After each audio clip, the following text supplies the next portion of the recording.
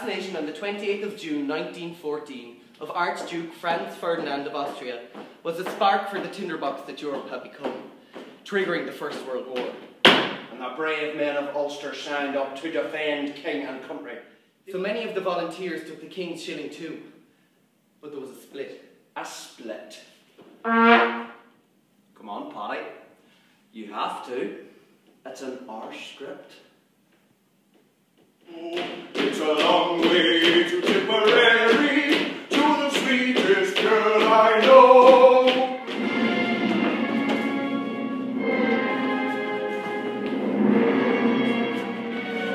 Over!